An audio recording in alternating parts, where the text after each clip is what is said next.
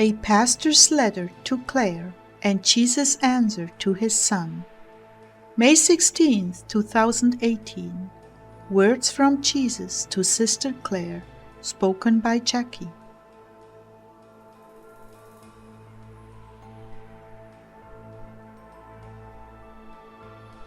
Clare began. Well, my dear family, I want to share a letter with you from a pastor being plagued with failure by the enemy. And if the Lord is allowing it, there is a good reason, but that doesn't always make it easier. Rob wrote to me, crying out for help.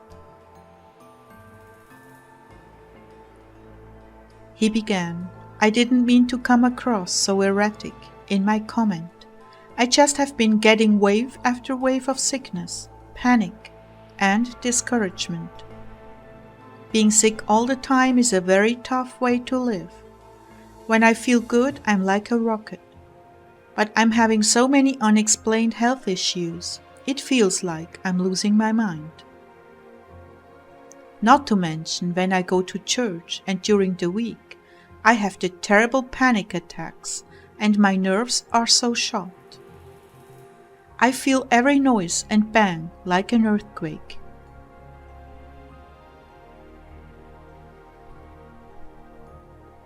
I am all my boys have, and I'm only 39. But to be honest, some nights I wonder if I will die in my sleep. I know it has to be demonic. It's just not natural sickness, not just the multiple panic attacks and the deep loneliness, but monumental stress that is taking its toll. Also, there's the physical side. My body on the inside heats up, and my hands feel like fire on my palms. I get pressure in my head and I have been having migraines weekly. I have also been having dreams that the doctor is telling me I'm going to die, that I have terminal cancer.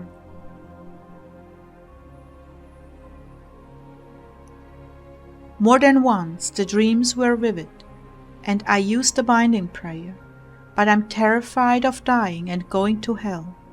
I'm terrified of something happening to my boys, or me not being around to take care of them. I'm just buckling under the pressure.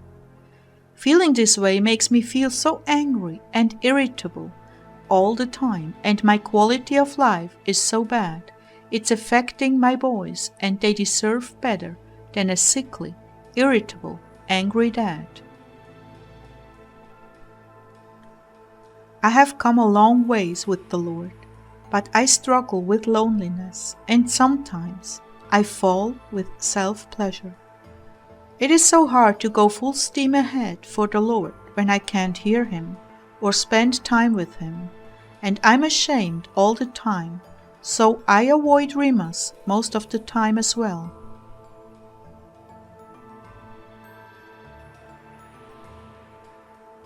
I'm so scared of the doctor that I don't even want to go anymore. It's been 2 years. Lastly, I have been having lung issues. It started 2 days ago, and it's like they are really burning. So I've been panicking. I asked for help because I get so scared and don't want to die. I hate to bother you, but I've been listening for 3 years almost now, and I don't know what else to do. Well, I know this was an extremely long reply, but if I could stop panicking and feel better, I could accomplish so much more for the kingdom.